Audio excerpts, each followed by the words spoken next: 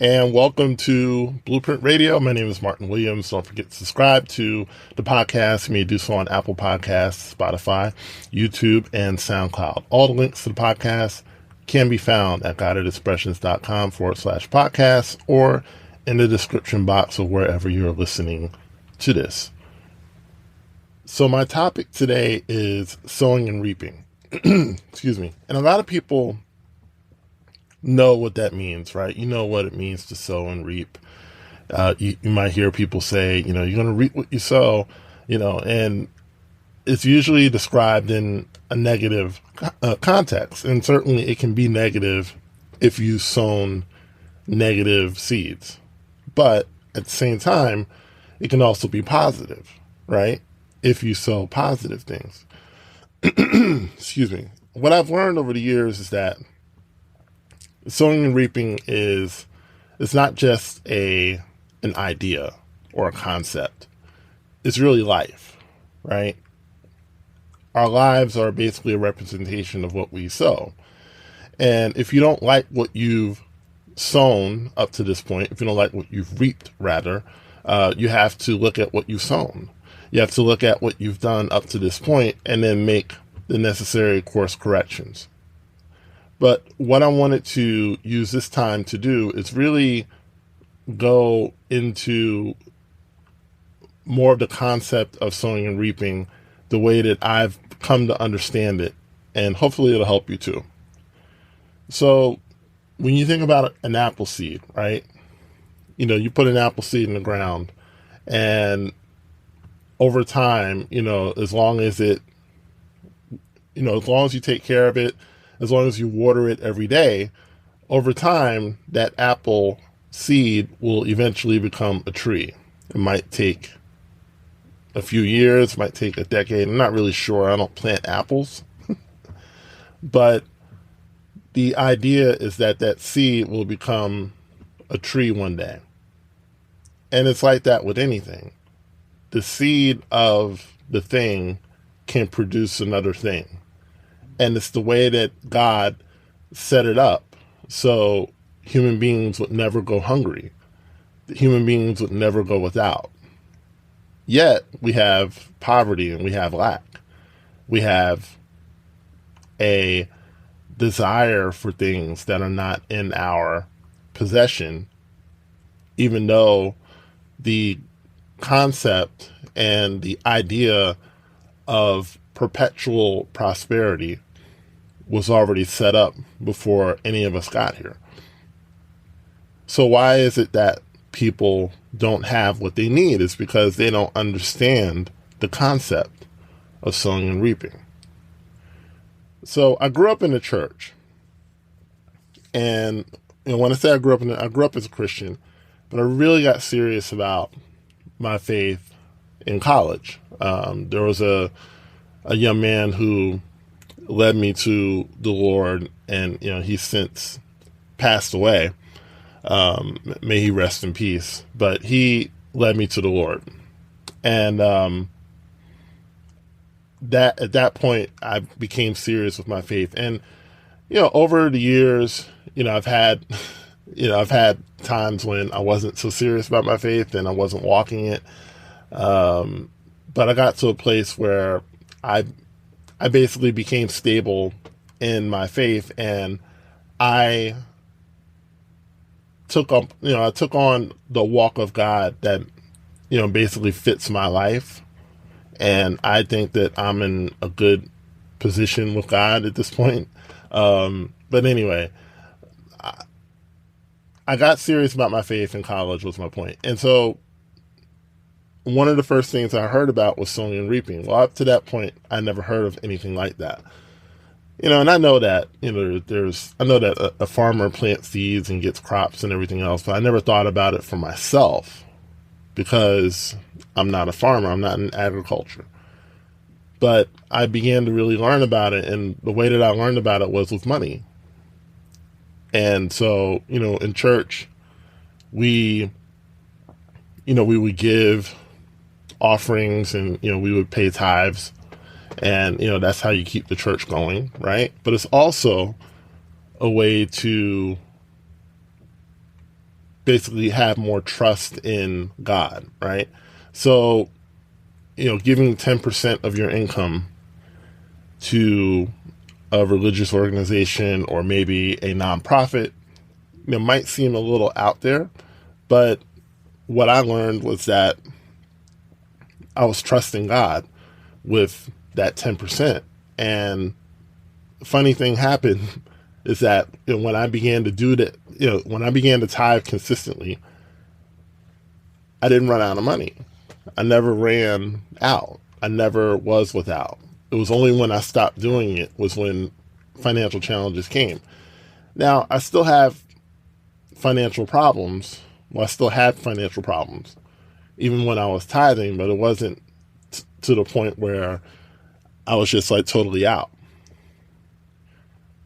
So it was a learning experience for me to say, okay, well, in a way, I'm sowing money, right? I'm sowing money into causes or organizations, and it would come back to me. It would come back to me in the form of, maybe someone would give me some money, or maybe I would get some business from somewhere, or I would, get an opportunity, right? The point is that whenever I sowed, I reaped, right? So that was when I really learned the concept of sowing and reaping. I learned it by giving money, in church, and, maybe if someone needed it, I would give, a few dollars. And as a rule, if I have some money around, I'm going to give it to someone that, it needs it. Maybe I'll see someone who's homeless on the street or whatever. As a rule, it's usually what I do. And so that's how I learned the concept. And even though that's important, because I think that it works in your personal economy, but it also works in business, right? When you invest money, most people in business will tell you that you have to invest a certain amount of money in your business in order for it to make money, right? You got to invest in equipment. You have to invest in people. You have to invest in office buildings, maybe not so much now, but you have to invest in, maybe a car or some kind of truck or something like that, licenses, whatever the case may be. You got to invest money in order to make money. Any business will tell you that, right? Well, why do we think that that's not sowing and reaping? Because it is, right? You're sowing into that business, and then that business is expected to reap a return, a harvest. And you have every right to expect a harvest, just like the farmer expects a harvest. The farmer sows his or her crop at the beginning of the season with the full expectation that they're going to reap a harvest, because that's how that farmer's family eats. They not only eat off of the land, they also sell what they reap to someone else, and it ends up in our grocery stores, right? So it's the same thing with that. But it goes even beyond that. If there's anything that you want in life, understand that you have it in seed form. You may not have a lot of it, right? Which is kind of the point. You don't have a lot of it, but you've got something. You've got something, and you've got to take that something and you've got to sow it. And when I say sow it, I'm talking about give it to someone else. What does that mean? Let's say that you are struggling, we'll say struggling financially, right? And I'll use another example. Well, let's say you're struggling financially and you can't make ends meet, right? And nothing's really working, and things are just kind of tight right now. I know that what I've done in the past is that, even if I had like maybe $5 or $10, I would give it. And I know it makes 0 sense, right? I would give that money. And what would happen is that I would get an opportunity. Maybe someone out of the blue would say, hey, I was thinking about you, and, here's $100. Or someone would say, hey, I forgot I owed you this money. And I legitimately forgot. that they owed me money. And so they said, hey, I forgot I owed you this money. Here's the money. Here's the $200 you let me borrow. It came out of nowhere, or so it seemed, right? But I'm working a principle of sowing and reaping. I fulfilled someone's need, and someone may have a need that's much smaller than mine at the moment. There may be somebody around you who has a need of $20, and $20 might not be anything to you. But, you might say, well, I need $2,000. Why would I give that $20? Because that $20 isn't going to help you, right? In this particular instance, right? It's better just to give it. It's better just to sow it, right? So in that personal economy type of way, anytime that I've given money, I've always gotten it back. And I've always gotten it back way beyond what I gave, right? But let's say that it's not money that you need, it's time, right? Let's say that you need time. So you might wake up in the morning and it's like, I got so many things I need to do, and I don't know how I'm going to get it done. But if you take a little bit of time and invest it in a plan, invest it in a schedule, invest it in some form of order, right? You're going to reap order. Okay? The Bible says that everything reproduces after its own kind. So when you sow an attitude of hopelessness, you're just going to get more hopelessness. When you sow an attitude of I'm overwhelmed, you're just going to get more overwhelmed. It's like a vicious cycle, because a lot of people just don't understand the concept. And the way that the concept works is simple. Whatever it is that you need, you sow it, but you sow it in seed form. So if I need my spouse to treat me better, I'm going to start treating my spouse better with the amount that I can treat her better right now. Maybe, and I'm not talking about my marriage. My marriage is good, but I'm just saying in general, right? I'm sowing what I have, right? And maybe what I have is not a lot, but it's enough to meet your need, because that's how God meets our needs. God's already met your need. You're just not looking hard enough. You're not looking in the places that you need to be looking, because everything we need is in seed form. We've already got it. Okay? Whether it's financial, whether it's emotional, whether it's spiritual, whether it's relational, right? You may want a house, right?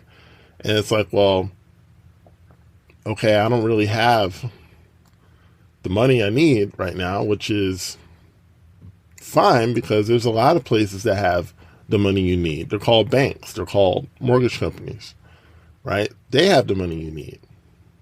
So it's just a matter of sowing what you have.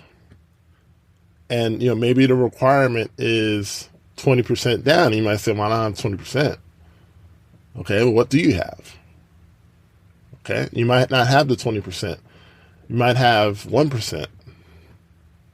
So maybe take that 1% and you could give it, if your faith is at that point, or you could say, okay, I'm going to take that 1% and maybe I'll invest it somewhere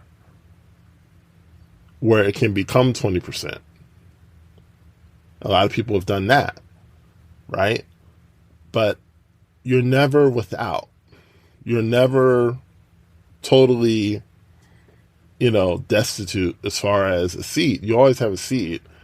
It's just taking that seed and creating whatever it is that you want. And that's basically what sowing and reaping is. So if it's money you need, you sow money. And sowing money, like I said, it could be giving to someone. It could be investing it, right? Either one is good, right? If it's time, it might be investing time. Investing time in a schedule, investing time in someone else. If it's help, it might be investing help, right? It might be sowing help, right? If you need help with something, the best way to get help with someone, the best way to get help with something is to help someone else. That's life. That's life, right? And when you understand that, everything reproduces after its own kind, you'll start to see, wow, I have way more control over my life than I ever thought. So I'm going to put a pin here. I'm definitely going to talk more about this because I think it's a topic that we could probably talk hours about, but I won't do that to you right now. I'm just going to put a pin here, and I'm going to ask you to please subscribe to my podcast, like, comment, and share, and I will talk to you soon.